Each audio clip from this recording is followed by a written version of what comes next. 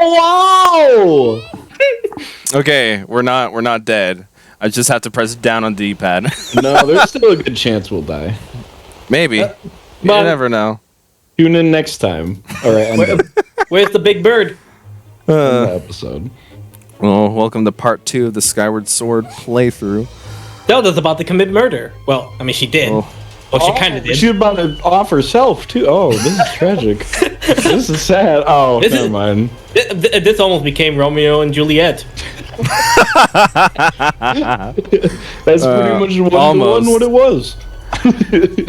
I mean, at least with something the Link and Zelda dynamic in this game specifically is very, it leans heavily on the romantic side of things. They flirt with each other, but then Nintendo's like, they're kids, they can't kiss.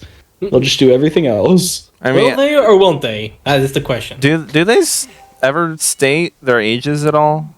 Or I don't know. Are we just supposed to assume it's like 16 or something? I don't know. Well, no, they never state their ages, but I can tell you one thing. Child Link is a child. Oh, really? Oh, yeah. Yes. That's true. Good to know. I thought he was like an ancient being. I thought so too until I went. I mean, it's kind of true. Both are true. It's a little bit true. What was it? How old is? Why is Gabor just standing there? Link is supposed to be 17. He's so fucking stiff, bro. He really should. Link, it's my turn on the Xbox. Okay, so I looked up how old is Zelda. It gives me the release dates of all the games. Oh. Fair. Okay. Like you should say. Look up how old is Princess Zelda. Okay, be specific. Or just look up like Zelda's age or something. I did. I said, how old is Zelda in Skyward Sword? And it says 11 because it's been 11 years since Skyward Sword came out.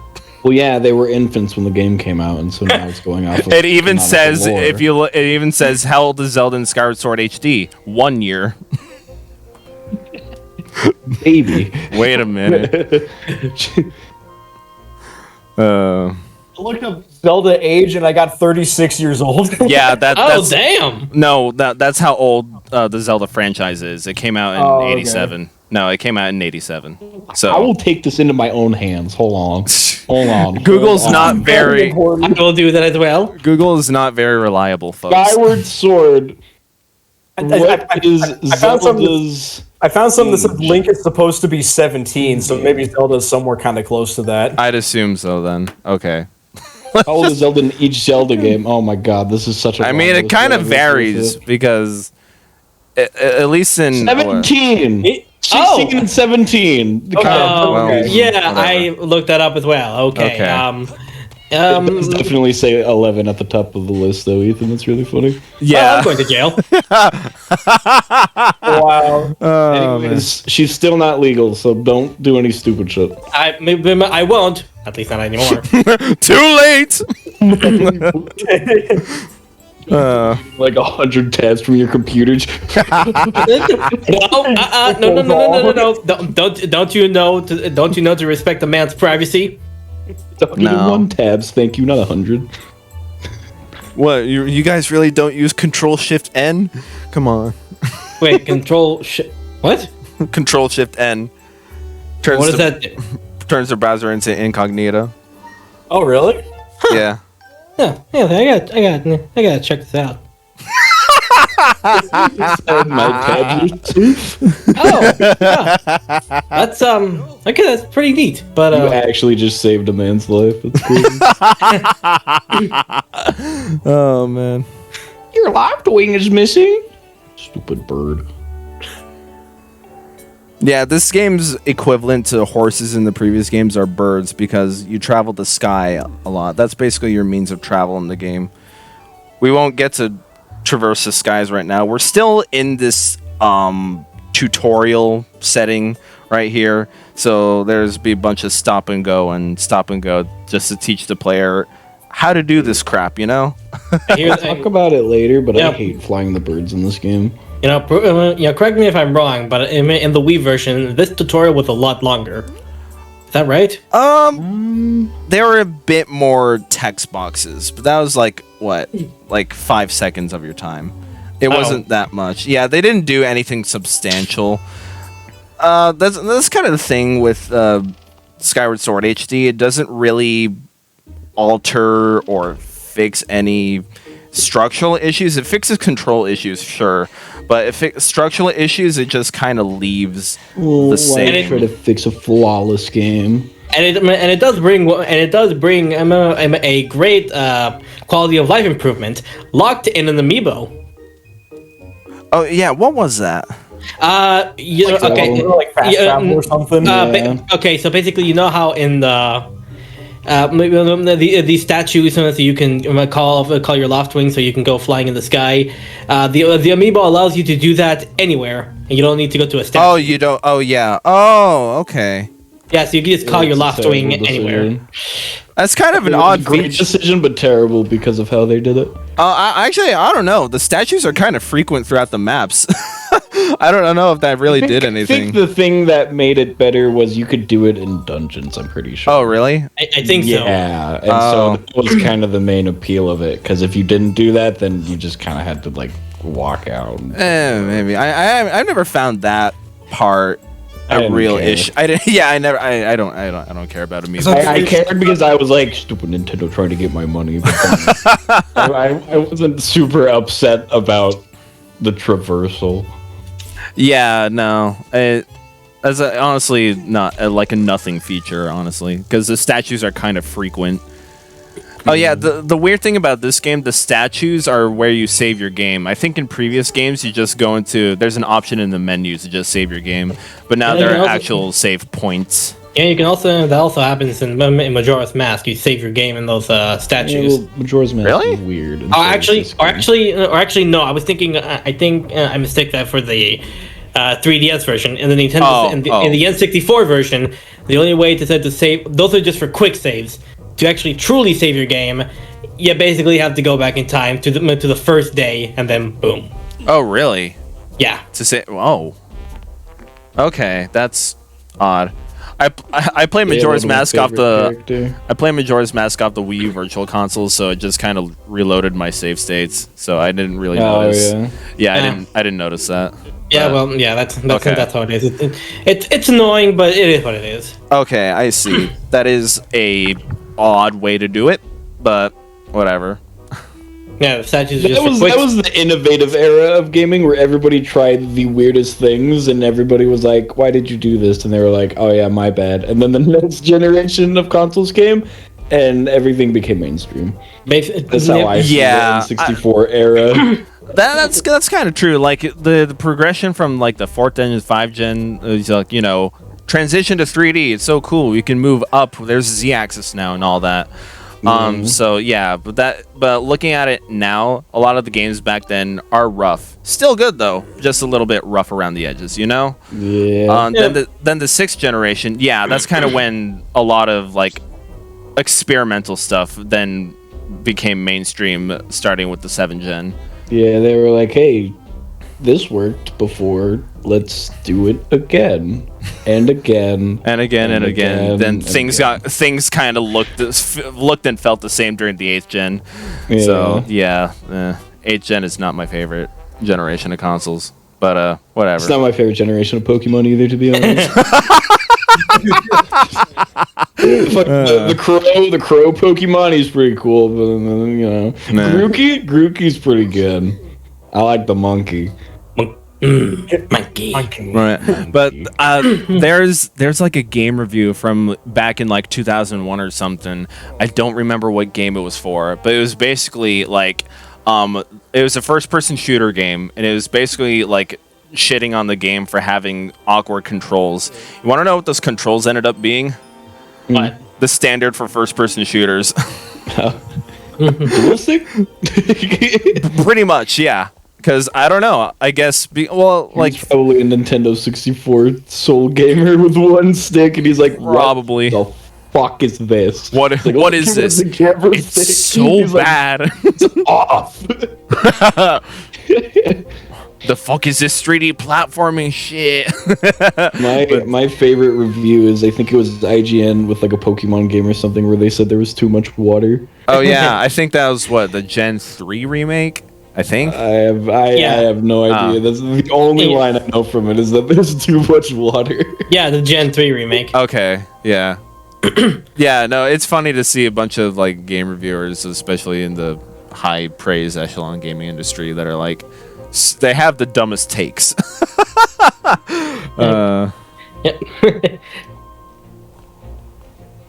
I don't know which review IGN said, but this line always sticks with me. It has a little something for everybody. What what game it was for? I don't know. No, I just hear it a lot in some memes. Oh. It's like a Mario IGN game. It was probably a Call of Duty game, not gonna lie. It has a little something. You know, speaking of IGN, about I think last year or 2 years ago, I don't remember, when Xenoblade Chronicles Definitive Edition came out. Okay. When they reviewed it, they have, I mean, good on them for doing a review. It sucked, but whatever. It's their video. Whatever. But the one thing that pissed a lot of people off about the review wasn't what they said, but what they showed. A spoiler. Oh, really? Yes. Oh. Did you see the controversy around Donkey's review on Xenoblade 3? Because apparently he like dropped like an endgame spoiler. Just like right in the video. Really? He's talking about how she hated it. And he just dropped like an endgame spoiler. And, like, I didn't watch it, but everybody was so mad. But I was like, that is the funniest shit, because I never take him seriously, and I'm like, that is really. You know what? That is the same energy as putting spoilers in YouTube thumbnails. Yeah, he was just like, I don't care. You know what? Yeah, this is whatever footage I have. Put it in. Yeah, you can't go 2 seconds on the internet without seeing a spoiler. Right. Anywhere. You get spoilers for games that aren't even out yet. I know, right? War is everywhere right now. Yeah, to be honest, I was looking forward to get the new Cuphead DLC, and then I saw a spoiler for the I'm not gonna say. I guess it's been out for a while, but whatever. I'm not gonna say it. Okay. I got spoiled about something that was very surprising, and it was on the thumbnail, and it was just, why? Yeah, that happens a lot. The DLC hasn't even been out for a full week. Yeah. I thought you were talking in like present tense now, like it hasn't been out for a week, and I was like, I have some news for you, buddy. No. Yeah. I'm talking past tense. Yeah. Okay, yeah. Especially, and also like we discuss like spoilers about everything, because our videos come out like 2 months after we record them or something like that, and and also like it depends on what game it is and how long it'll take. So yeah. Spoiler alert. It's gotta be like fucking probably 2024 when it's gonna be released. No, it's not gonna be that bad. YouTube's gonna be in shambles, just like on fire, the headquarters, and we're just. I know, right? Sword, everybody. Happy like YouTube 20th anniversary, and then I'm like, where did everybody go? Hello? He's just standing there, menacingly. All right. So here's the tutorial on the swordplay of the game. So this is the part, at least the original 2011 Wii version, everyone had problems with, because the motion controls. It is a very motion control sensitive game, and it relies on it very heavily. So this is like basically the part. The motion control sucked. Yes. Do they not know how to swing a sword? Pretty much. I know how to swing a sword. It just didn't work. I mean, like, I understand why people would have dropped it back then, because the combat is the most not primitive's not the right word, but it's the most fundamental aspect of a Zelda game. Central point. Central point, yes. And so everyone, A very common thing. right? And so when people struggle to even slice these logs in the correct direction that you want to do. For example, I'm using the button controls for the record. I would see that. I would have done the motion controls, but at the time my Joy-Con was experiencing drift, so I didn't want to do that. So I used the Like button everybody controls else? and the Pro controller. Yeah, pretty much. I feel like everybody's Joy-Con started drifting at like the same time.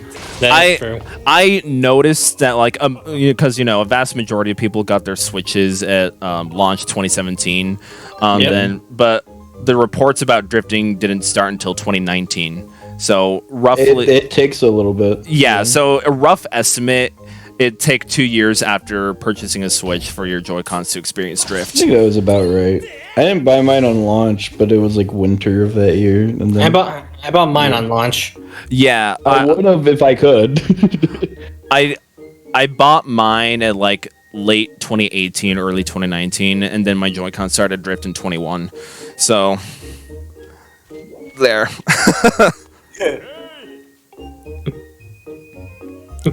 You can't take swords outside the sparring hall. Well, I gotta explain to him that we're in danger here. I just waste my time slicing a bunch of logs.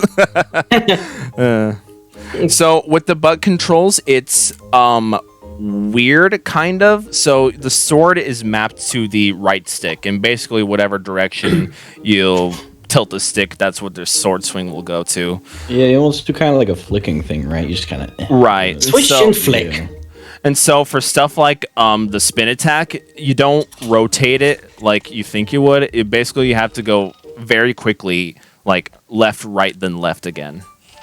And that's how you execute the spin attack. And a vertical Quick buying games. and the same thing with the vertical spin attack, that's up, down, up, or something like that. And then a finishing blow is down, up, down.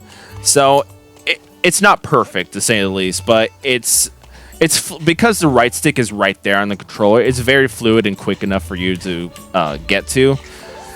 And in previous Zelda games, there were ways that you could do different direction of sword swings, but it was like a awkward combination of tilting the stick in a specific way in conjunction with the Z button. Yeah. Whenever I would do a different sword slash, it was on accident. Right. And so they wanted to basically flesh that out in this game, because that's one of the biggest things about Skyward Sword. Part of the puzzle solving element is in the combat itself. So it's no longer like a dead brain button press to like still swing a sword, kill an enemy and stuff like that. The enemies themselves are puzzles too.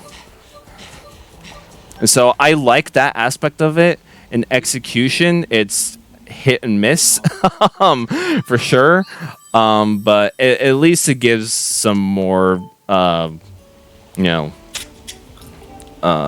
appeal to the combat system. Yep, maybe. You'll see. I'm just Damn! Fuck the rules. Fuck the rules. Am I right? right. That sign said, "No, beware my blood-sucking monsters. No kids allowed." Oh, okay. So only adults are allowed in there.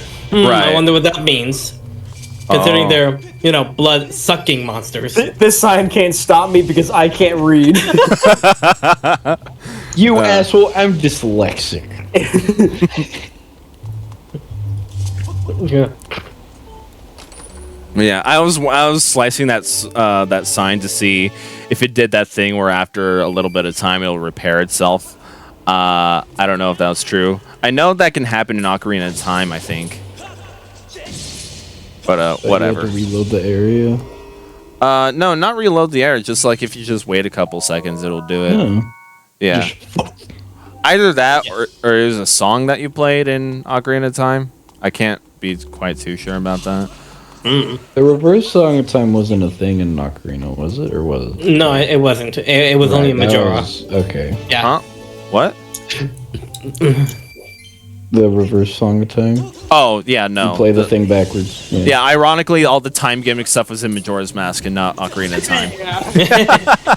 Oh my god, you're right. Yeah, it's weird.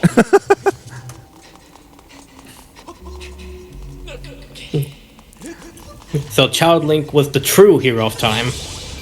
That was the true hero. Yes. Of time. Yeah, no, he was still the hero of time, just in two separate bodies. There's two of them. I get it. 4 Swords Adventures be like, how about 5? 4. Or, well, I thought we were adding. So, Oh, Basic sorry. edition, I everybody. wasn't listening. whatever. I wasn't listening. Whatever. Wait again, I wasn't listening. Complicated lore is not complicated at all. You're complicated, lore. Complicated if you don't know. That's man. what my ex 4 said. +